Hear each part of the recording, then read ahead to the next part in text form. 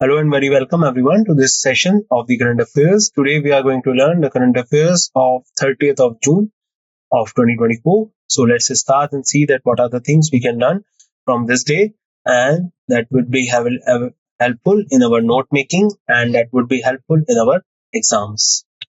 So firstly, we have these things that we can discuss that are like international news. I've got some national news, banking and finance, defense news, important days and appointments and resignations, obituary, and at last we will summarize all the things that we learned in this particular session.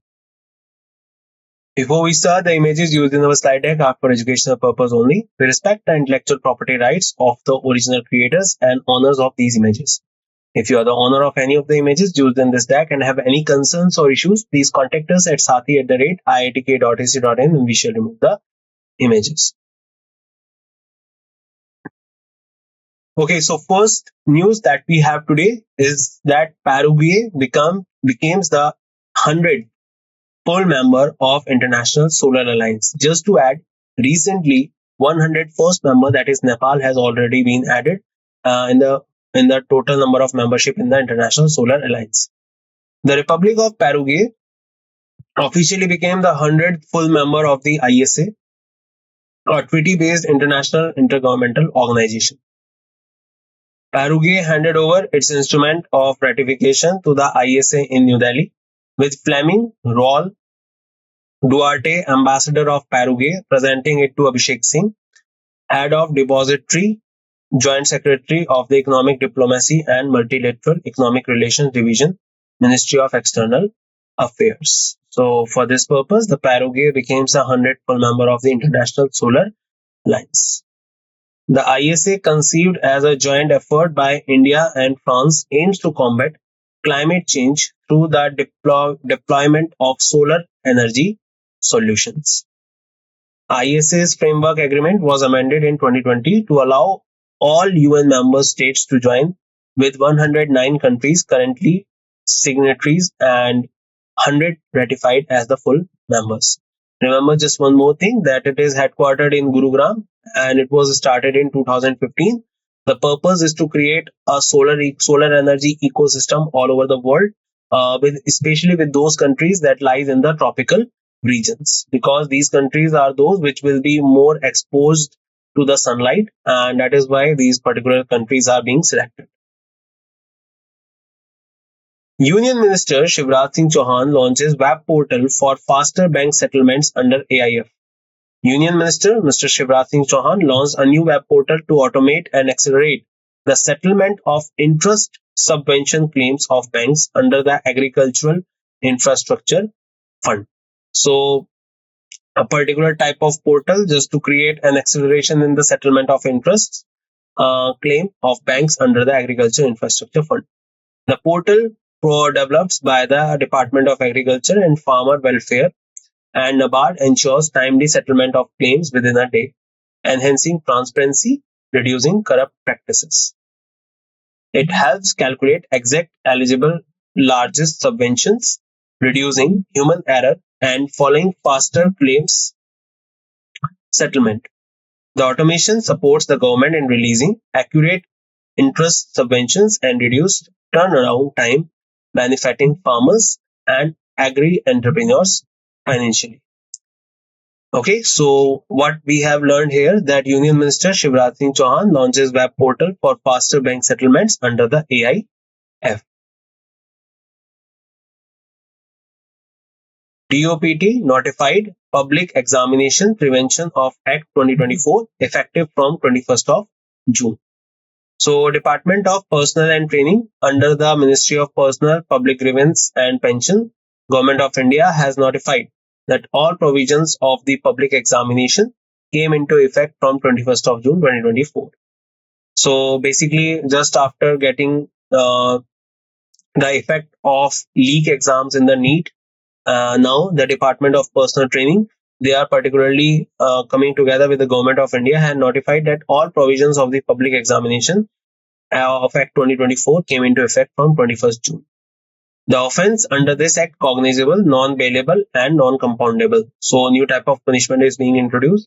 Section 2K of the act defines public examination as any exam conducted by authorized specified under the schedule of the Act or notified by the central government, including UPSC, SSC, RRB, NTA, IBPS, and central government departments. The Act prohibits disclosing exam-related confidential information before time and unauthorized entry into exam centers to create disruptions, with punishments including imprisonment 3 to 5 years and fines up to 10 lakh rupees. So now a new type of act has been implemented and will be effective from 21st of June. Union Minister launches MSME Team Initiative and Yashaswini campaign to boost online trading of MSMEs. So, Union Minister Jitan Ram Manjhi launched the MSME Trade Enablement and Marketing Team Initiative and Yashaswini campaign to boost the micro small business trade using e-commerce and support women entrepreneurs. Just to add, Yashaswini was also a campaign started by the CRPF, that is the Central Reserve Police Force, under which a group of women officers, they will lead a particularly bike track. They will lead a track starting from Jammu Kashmir to Delhi, and that will be on bike only. So the name was Yashaswini also. So do not get confused. So Yashaswini is a campaign to boost the micro small business trade. MSME Team Initiative under the World Bank supported RAM program aim to support Udyam registered MSEs with catalog development onboarding on ONDC with an outlay of rupees 277.35 crore for 3 years. The initiative is expected to benefit 5 lakh MSEs with 50% being woman-owned enterprises, providing financial assistance for onboarding, cataloging, account management, logistics, packaging material, and design.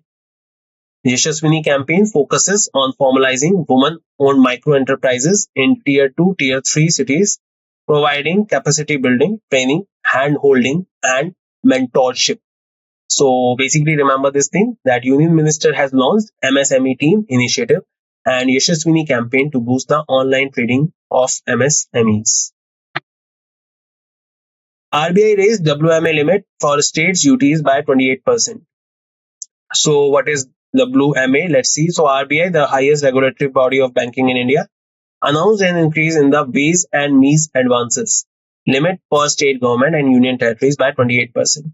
From 47,010 crore to rupees 60,118 crores, effective from 1st of July. WMA limit was raised based on the recommendation from a group formed by RBI. A special drawing facility availed by states government UTs will continue to be linked to their investment in marketable securities. A maximum limit of SDF that can be availed by states UTs against the investment held under consolidated sinking fund or guaranteed redemption fund will be 50% of the lower of the outstanding balance of the funds as on the last date of the second preceding quarter and the current balance held in CSF on GRF. So remember just one thing, that RBI has raised the WMA limit, and it would be good for the banking students, especially if you remember this thing. By how much percent they have raised it? It is raised by 28%. These type of data majorly help you in your interviews majorly. Sometimes they could come into your exams directly as a question, but majorly you should remember these things because these things can be asked in your interviews. RBI imposes rupees 29.60 lakh penalty on HSBC for card rule violation. So RBI has imposed a monetary penalty on the HSBC of 29.6 lakh on the Hong Kong and Shanghai Banking Corporation Limited for non-compliance with the direction on credit debit card, rupee denominated co-branded prepaid card operations of banks. So RBI is the highest regulatory body. It has its own regulating act of 1949. And if any bank has any particular thing that is not according to the compliance, according to the guidelines being done by the bank, then RBI can impose the penalty on that bank. And under this, the RBI has imposed a rupees 29.60 lakh penalty on HSBC. The penalty was imposed under the provision of section 47A clause 1 subclause C read with section 46 clause 4 subclause I of the Banking Regulation Act 1949. RBI conducted the statutory inspection for supervisory evaluation with reference to the financial position of HSBC. HSBC failed to ensure there was no negative amortization while computing minimum payment due on certain credit card accounts. So remember that RBI has imposed 29.60 lakh penalty on HSBC. RBI launches FinQuery to allow fintechs directly discuss with RBI. So Reserve Bank of India launched an exclusive 2-hour window called FinQuery for fintechs to visit the fintech department of the RBI in Mumbai. The initiative aims to provide platform for fintechs to seek clarity, discuss fintech-related queries directed by RBI officials.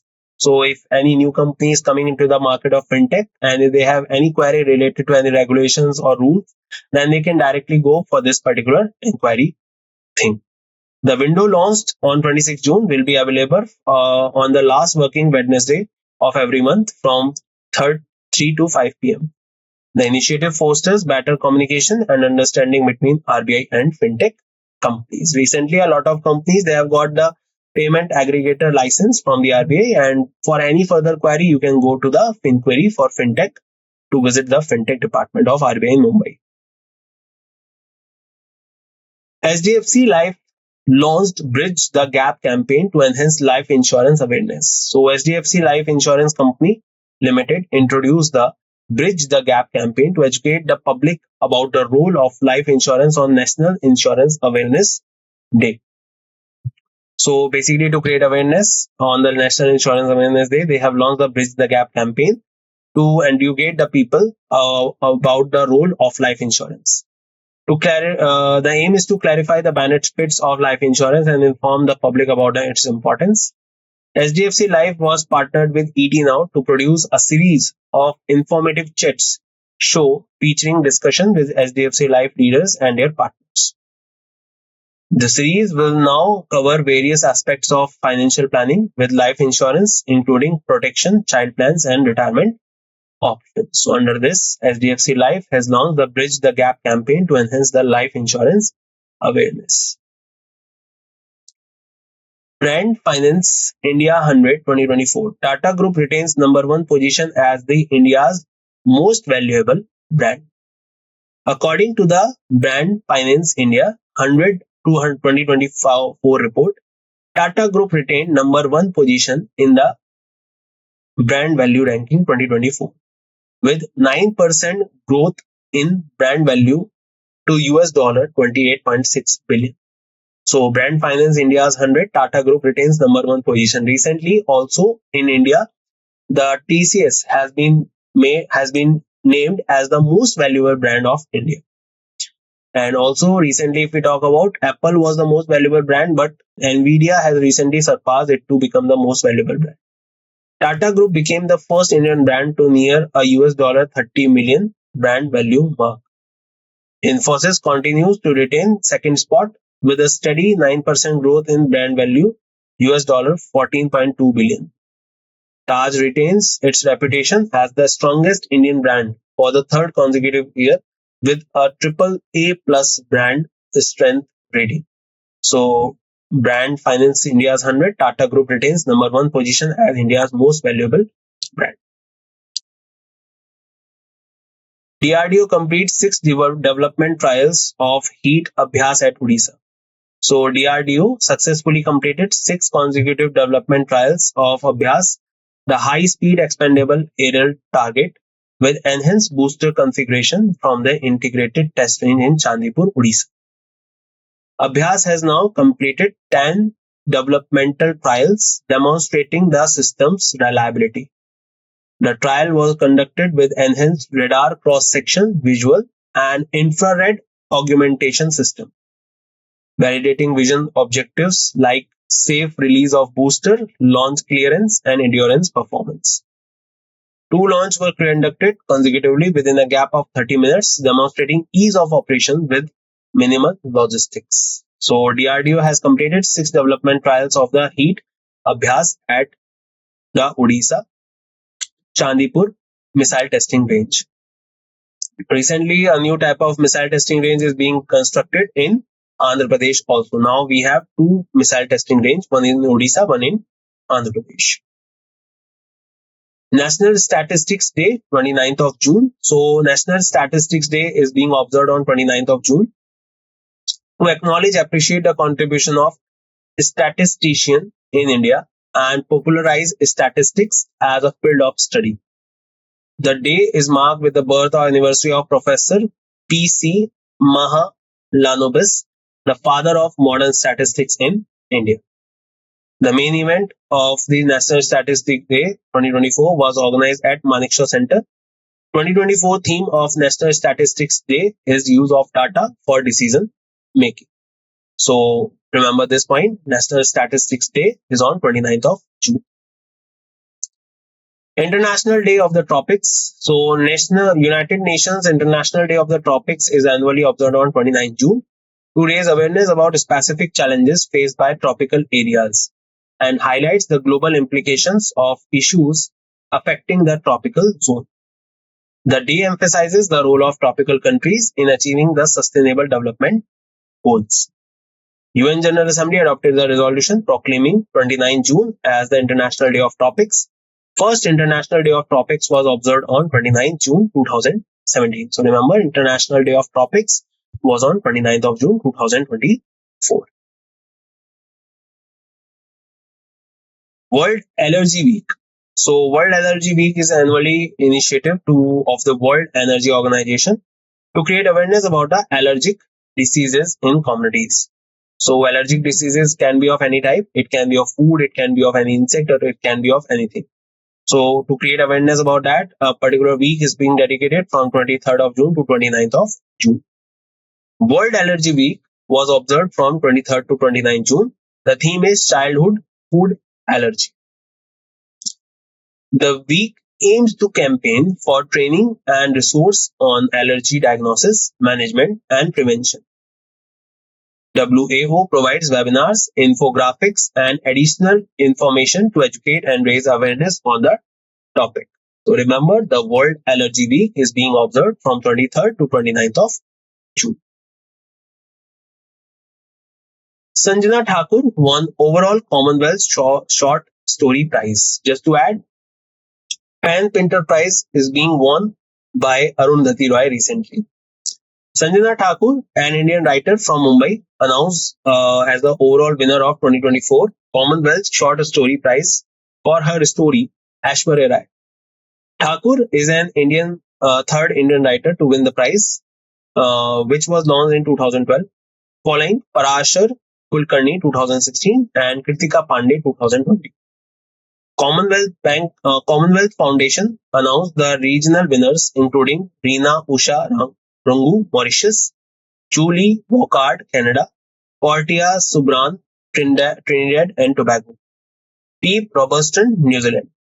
International panel of judges for 2024 prize included Jennifer Nansubuga Makombi, Shashi Bhatt, Richard Gorges, Thiam Chin, Melissa Lukashenko, and Kalasto Mopai. So remember the name Sanjana Thakur. She won the overall Commonwealth Short Story Prize for her story Aishwarya Rai. Sikkim former Lok Sabha MP Pahalman Suba passed away.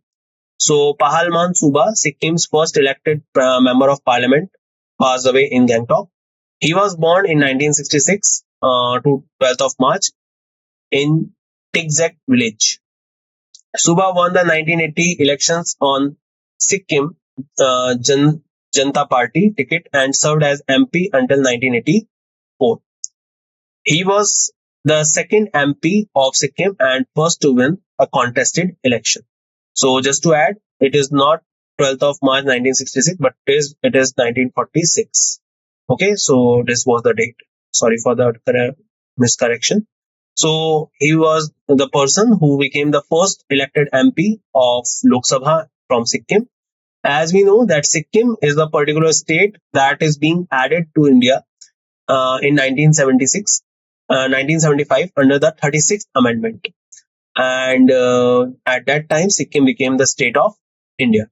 And after that, he became the first person in 1980 to got elected as the MP from Sikkim. So let's read out at what we have learned so far. So Paraguay becomes the 100th full member of International Solar Alliance. Union Minister Shivraj Singh Chauhan launches web portal for faster bank settlements under AIF. DOPT notifies Public Examination Act 2024. Union Minister launches MSME Team Initiative and Yashaswini campaign to boost online trading of MSMEs. RBI raised WMA limit for share states UTs by 28%. RBI imposes 29.6 lakh penalty on HSBC. RBI launches Finquery to allow fintech directly discussed with RBI. HDFC Life launched Bridge the Gap campaign on the day of the International Insurance Day. Brand Finance India 100 2024, Tata Group retains number 1 position. DRDO completes 6 developmental trials of heat abhyas. National Statistics Day 29th of June. International Day of Tropics 2024, 29th of June. World Allergy Week 3rd to 29th of June. Sanjana Thakur won overall Commonwealth Short Story Prize. Sikkim's former Lok Sabha MP Pahalman Suba passed away. And that's it in this session. I hope you learned a lot of things in this particular session. We will meet once again in next session. And till then, bye bye. Take care, everyone, and see you soon.